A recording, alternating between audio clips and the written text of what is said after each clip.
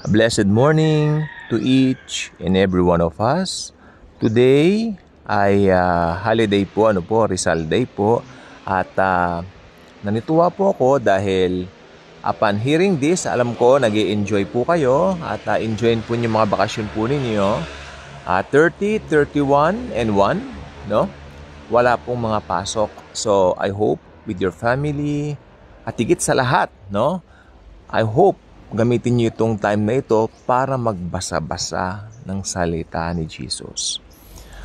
Hayaan niyo naman na yung pasyal-pasyal yan. Dahil sa totoo lang po, ang daming tao diyan sa labas, sa BGC po, kadaming tao.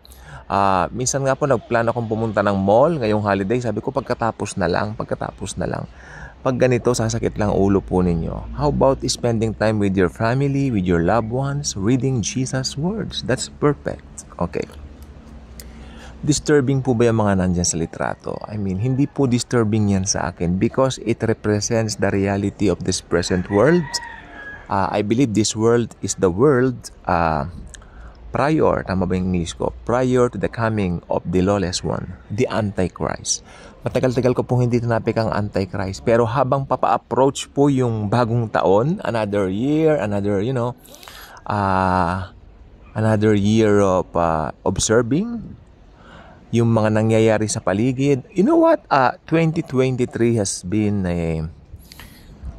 hindi pa has been kasi nandito pa po tayo, no? May ilang days pa po tayo until tomorrow. But na-observe ko itong 2023, yung mga premature deaths, yung mga namamatay biglaan, mga kabataan pa, no? May mga napanood din tayo dito sa YouTube ng mga nagsusuicide, mga kabataan din, ano?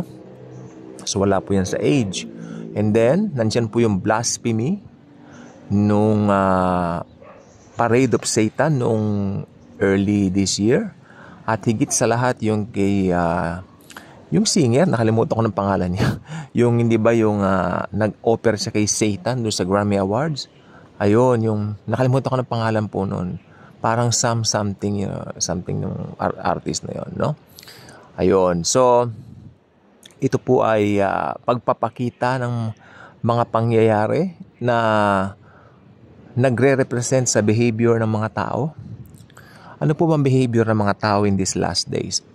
For me, nakita ko po yung kasimplihan ng pagiging sakim, ganid, makasarili. You know? Handang i-forget yung mga kaibigan, which is, I believe, nagda-doubt na rin ako ngayon kung meron nga bang totoong kaibigan. I mean, kasi naging kanya-kanya na eh. Meron na mga pagiging makasarili, ganon. At nakita ko rin po itong 2023 na malaking opportunity para sa ating mga born-again believers to share the good news. And yet, upon doing so, marami din akong naranasan ng mga rejection. Unang-una, syempre, yung pang-iinsulto. Bilang born-again, iniinsulto po ako at kikita nga raw ba ng pera dito? Okay, that's fine. Mga ganyang bagay po, wag po nating, kasi ang mga tao po ngayon, mga saki, mga buhaya, mga ganid, karamihan po, I'm not saying all. Siyempre mga born-again Christians, hindi, no? Sapagkat merong pinalitan na, pinalitan na yung pagkatao natin. 2 Corinthians 5:17, if anyone is in Christ, he is now a new creation. Behold, the old has gone, and all things now become new. So it's so obvious in the Bible when you say that the old has passed, everything has become new. Ibig sabihin po, tanggapin po natin yon as it is. Hindi po conflict ang Biblia. Kino-conflict lang po ng ibang mga pastor, kino-conflict lang po ng ibang mga tao na siguro may sariling motibo para maggawa ng reliyon.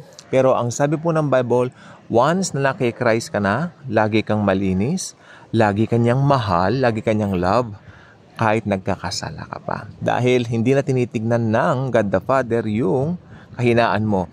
Ang tinitignan niya si Jesus na sa'yo. Teka, maingay po yung mga aso. Popos ko lang po sandali. Sorry po doon. Okay, at sana po ba tayo kanina? Okay.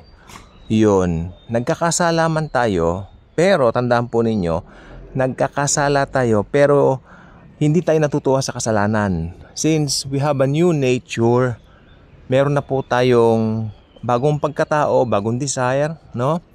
At tiyak, hindi po kasama rito yung paggawa ng kasalanan.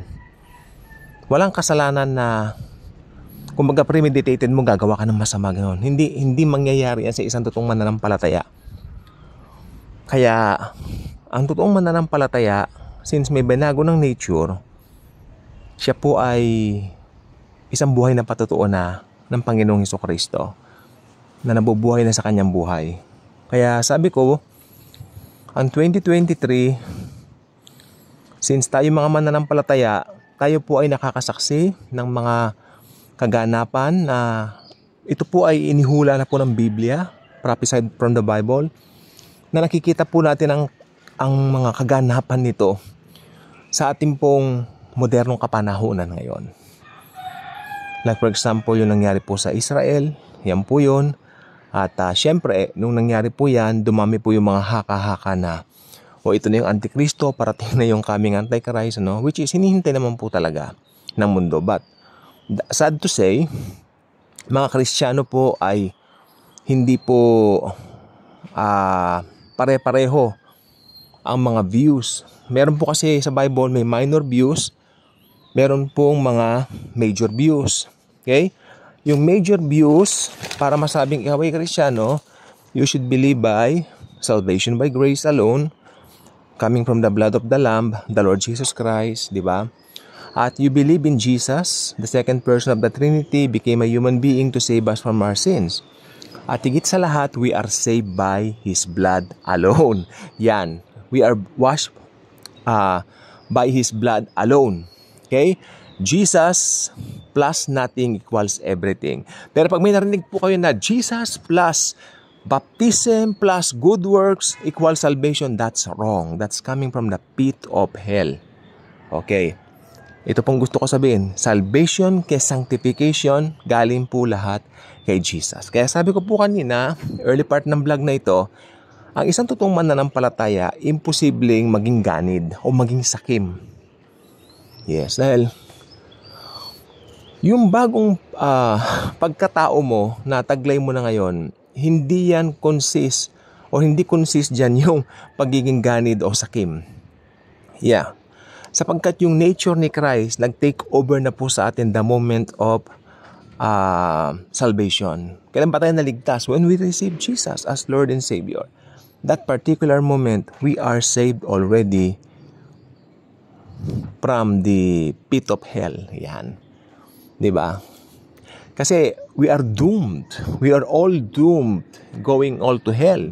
Papunta po tayo lahat ng impyerno. Wala pong nasa katinuan na Kristiyano ang mangangaral na sasabihin niya, pinanganak tayong mababait, pinanganak tayong banal. Wala po.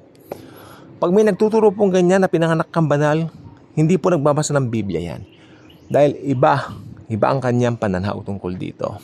So yan po gusto ko po sabihin. Ngayon yung mga ganid at mga sakim. Bakit po ba naging ganid at sakim sila? Well, yan po ay human nature po ng mga walang Kristo sa puso. Yung mga hindi born again Christians, mga ganid at mga sakim. Maski nagpapanggap silang pilantropo, maski nagpapanggap silang mababait, makikita mo pa rin may mga ulterior motive, mga sakim sila. Hindi sila kumikilala sa nag-iisang tagapagligtas, ang God of Gods na si Jesus. Kaya, hiwalay sila sa Diyos. Hindi nila kilala si Jesus Christ. Okay? Ngayon, tayo mga mananampalataya, since matatapos na po ang 2023, ano ang gagawin natin? Yan, isa po magandang tanong yan. Tama po ba yung New Year's resolution? Hindi. Nung hindi pa ako mananampalataya as a kid, nung malit akong bata, yes, isinusulat ko pa sa notebook. But, you know what? Hindi po natutupad lahat. Dahil excited ka lang, parang may hype na New Year na kasi, kaya may New Year's resolution. Then, pagdating ng February, nakalimutan mo na yun. O January pa lang, early part of the year, nakalimutan mo na rin din, patay eh. So, hindi po totoo yung New Year's resolution. It's a man-made, sabagay, maganda rin naman, nakakatuwa siya. Man-made tradition siya na medyo cute, nakakatuwa. Sabagay siya, what is your New Year's resolution? Ganun. hindi po hindi po yan hindi po akma yan sa Biblia, no? Ang nasa Bible po, we are saved by grace, by the blood of Jesus alone. Kaya hindi ka nagbabago.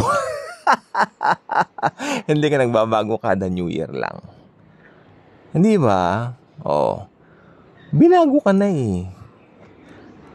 Anyone is in Christ is a new creation, sabi ng Biblia. So, wag ka nang gumawa pa ng New Year's resolution. Wala ka nang ipagbabago pa. Dahil, binago ka na. Yan nga, yung new nature mo, yan na yan eh. Nandidiyan na. So, hindi na magdi-depart yan sa iyo. So, rest assured ka na uy, meron na pala akong bagong pagkatao. Uy, si Jesus pala nakatira na sa akin. Uy, mahal pala ako ni Jesus. Diba? So, it's only a matter of knowing who you are in the Lord Jesus Christ. Kaya kung hindi pa kayo subscriber dito, I invite you to do so. Click the notification bell, share this video, share the wonderful love of the Savior, the Lord Jesus Christ Himself. Thank you, and Jesus truly loves us all.